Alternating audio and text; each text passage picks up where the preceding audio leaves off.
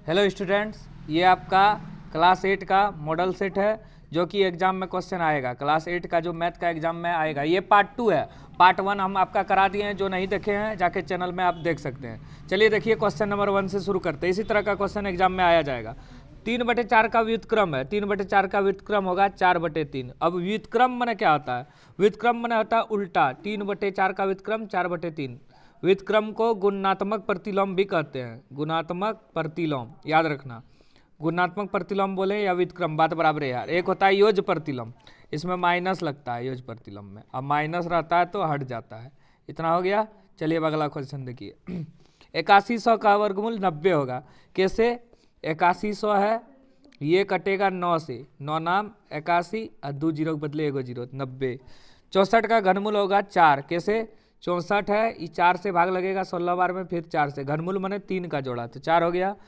999 पर पावर 0 का मान 1। किसी भी पर पावर 0 रहे उसका मान 1 होता है। चलिए अब आगे। 39 का व्यापक रूप। व्यापक रूप कैसे लिखेंगे? 39 को लिख सकते हैं 30 + 9, और 30 को क्या लिखेंगे? 10 × 3 + 9। तो 10 × 3 + 9 एक पदी व्यंजक है। अब एक पदी क्या होता है? देखो यहाँ एक पदी माने जिसमें एक ही पद हो। ये द्विपदी है। ई भी दो पद है, ई भी दो पद, ई एक पद, ई एक पद, ई भी एक के पद है। एक पदी हो गया। x - 3 और 12 + 2x का योगफल। x - 3 + 12 + 2x, इसका योगफल निकालना है। तो x और 2x, 3x और 3 में 12 गया 9, 3x + 9 हो गया। चलिए आगे। x² - 9 का गुणनखंड। एक फॉर्मूला होता है। x² 9 को लिख सकते हैं 3 का स्क्वायर। 3 का स्क्वायर माने 3 × 3 9। a² - b² बराबर a + b × a - b, a + b × a - b। 3 number याद रखिए। 2-3 फॉर्मूला। एक a² - b², एक a + b का होल स्क्वायर, एक a - b का होल स्क्वायर। यही तीनों फॉर्मूला आपका 8 क्लास में आएगा। चलिए अब आगे देखो, आ गया a² - 2ab + b² a + b का होल स्क्वायर। इसको क्या लिखेंगे? a + b का होल स्क्वायर, मतलब 2 बार a + b × a + b। अगला ए नंबर हो गया 50। देखो 2x + 3 = 5 है, तो x का मान क्या होगा? तो कैसे लिखेंगे? 2x = 5 है, प्लस में इधर आएगा माइनस। 2x = 2, तो x = 2/2, 1। कितना होगा? 1। अगला 51। संख्या x और 5 का योग, मतलब x + 5 = 12। कहाँ है? 3 नंबर। 50, चलो 52 नंबर देखो, मतलब आपका 12 नंबर हुआ। 50 विद्यार्थियों में से 72% विद्यार्थी गणित में रुचि रखते हैं। कितना % विद्यार्थी गणित में रुचि नहीं रखते हैं? तो हमको नहीं मतलब है। 72% रुचि रखते हैं 100 में, तो रुचि कितना % नहीं रखेगा? 28% रुचि नहीं रखेगा। सीधा ये तुमको अगबकवाने के लिए 50 दे दिया है। अगला 16 पेंसिल का मूल्य 64 है, तो 144 रुपये में कितना पेंसिल? ईऊ वाला सेट में भी था। तो चूंकि 64 रुपया में 16 पेंसिल, तो 1 रुपया में 16/64 पेंसिल, इसलिए 144 रुपया में 16/64 × 144। 16 चौका 64, 4 तिया 12 बचा 2, 4 छक 24, 36 पेंसिल माने 3 दर्जन। 54 नंबर थोड़ा ध्यान से देखो कैसे बनेगा। यहाँ से यहाँ 180 होता है, समझ गया? यहाँ से यहाँ कितना होता है? 180 होता है।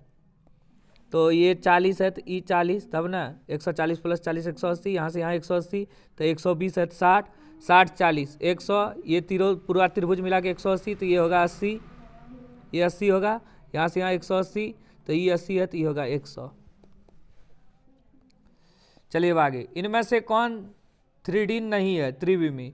अब 3D क्या होता है? देखो जैसे ये आयत है, इसमें लंबाई और चौड़ाई है, तो ये 2D हुआ। 2D मतलब जिसमें लंबाई और चौड़ाई हो, और 3D मतलब लंबाई चौड़ाई के साथ साथ ऊंचाई भी हो, उसको बोलते हैं 3D। गोला 3D, घनाभ 3D, घन 3D, ये सब 3D है। लंबाई चौड़ाई ऊंचाई सब होता है। त्रिभुज जबकि 2D है, तो कौन सी होगा आंसर इसका? त्रिभुज होगा। क्या होगा? त्रिभुज होगा।